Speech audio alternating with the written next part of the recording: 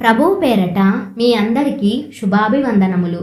ఈరోజు మన అనుదిన వాక్య ధ్యానమైన ఎడారిలో సెలయేర్లలోని వాక్యము. మీరు అడుగుపెట్టు ప్రతి స్థలమును మీకిచ్చుచున్నాను. యెహోషువ గ్రంథము 1వ అధ్యాయము 3వ వచనము. క్రీస్తు కోసం మనం ఇంతవరకు ఆక్రమించుకోలేని స్థలాల సంగతి మాత్రమే కాక ఇంతవరకు మనం స్వతంత్రించుకొని అనేకమైన వాగ్దానాలు ఇంకా అలాగే ఉండిపోయాయి. దేవుడు యెహోషువతో ఏం చెప్పాడు? మీ అడుగుపడే ప్రతి స్థలాన్ని నేను మీకిచ్చాను. అటు తరువాత వాగ్దాన దేశాన్ని గురించిన వివరాలనిచ్చాడు. అదంతా వాళ్లదే. కానీ ఒక్క షరతు, వాళ్ళు ఆ దేశమంతటా అటు నుంచి ఇటు చివరి దాకా తిరగాలి, తమ పాదాలతో దాన్ని కొలవాలి. అయితే 1/3 కంటే ఎక్కువ ప్రదేశాన్ని వాళ్ళు తిరిగి చూడలేదు. అందుకే 1/3 భాగమే వాళ్ళ స్వాధీనమయ్యింది. వాళ్ళు తమ పాదాలతో కొలిచి చూసినదే వాళ్ళకి దక్కింది. పేతురు రాసిన 2వ పత్రికలో మన కోసం తెరిచి ఉన్న వాగ్దాత దేశం గురించి చదువుదాము. మనం విధేయత, విశ్వాసాలనే అడుగులతో వాటిని కొలచి విధేయత గల నమ్మికతో దాన్నంతటిని మన సొంతం చేసుకోవాలని దేవుని చిత్తం.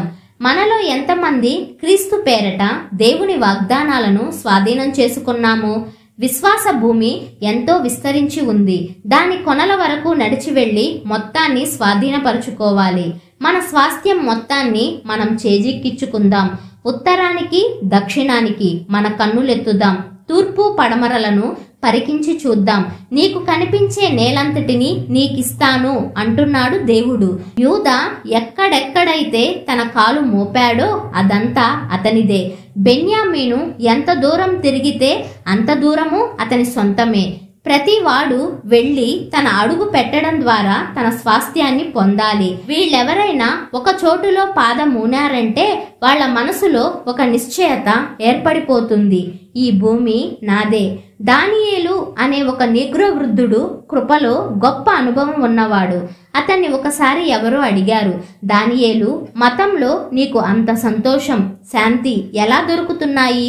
అతను జవాబిచ్చాడు, అతి శ్రేష్టమైన విలువైన వాగ్దానాల మీద నేను బోర్లా పడిపోతాను.